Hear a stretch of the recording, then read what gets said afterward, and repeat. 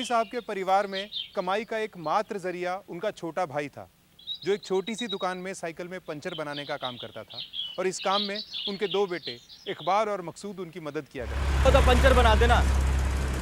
अरे बाजी, हम तो साइकिल का पंचर बनाते हैं, इतने बड़े टायर का पंचर हमने कभी नहीं बनाया। अरे भाई कुछ तो कर। इकबाल, ये आदमी ये ट्रक का टायर लेकर क्यों आया था यहाँ? चाचा जी, उसका टायर पंचर था और कोई आसपास कोई दुकान नहीं थी। उसकी परेशानी समझ के हमने उसका पंचर बना दिया। ये तो बहुत अच्छा किया। पंचर किसने बनाया? इकबाल ने। लाला की दुकान पे काम करके इकबाल बहुत खुश था, क्योंकि अब उसके हाथ नहीं कट रहे थे। कपड़े का काम उसे समझ आ रहा था, पूरी जानकारी मिल रही थी। इकबाल के बात व्यवहार से ग्राहक भी संतुष्ट थे। ये बात देखकर लाला भी इकबाल से खुश था। इकबाल लाला की दुकान पर पूरी लगन और ईमानदारी से काम कर रहा था। करीब 2 साल काम करने के बाद अचानक एक दिन हुई झड़प ने इकबाल की जिंदगी में एक नया मोड़ ला दिया।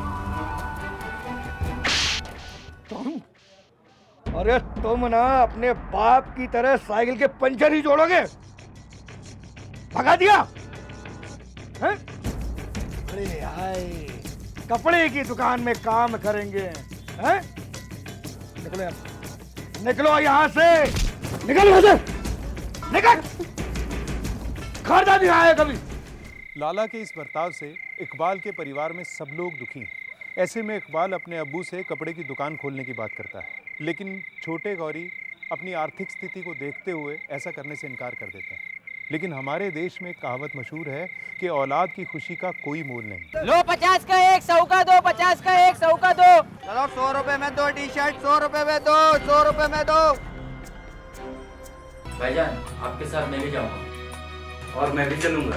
तुम क्यों जाओगे भाई? अरे चचा जान, इतनी बड़ी शहर में हम दोनों की सुरक्षा के लिए कोई तो होना चाहिए।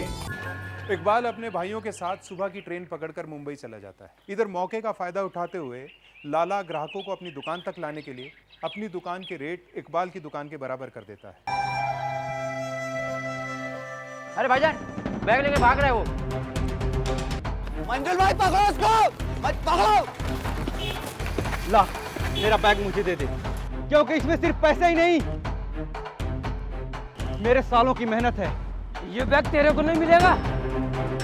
बेटा, अगर आज से ये थैला ले गया ना, तो मैं अपने शहर कभी वापस नहीं जाऊंगा। चोर हूँ मैं, चोर। तेरे गांव का लाला नहीं, तेरे धमकी से डर जाऊंगा, समझे?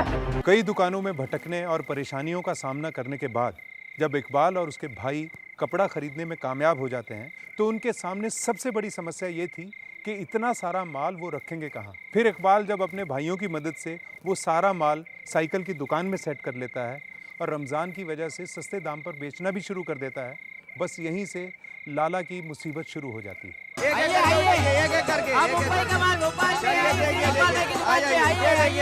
दूसरी बड़ी दुकानों और काम कम चलने की परेशान होकर इकबाल एक रात अपने भाइयों को साथ लेकर 1972 की सुपरहिट फिल्म पाकीज़ा देखने के लिए एक सिनेमा हॉल में जाते हैं।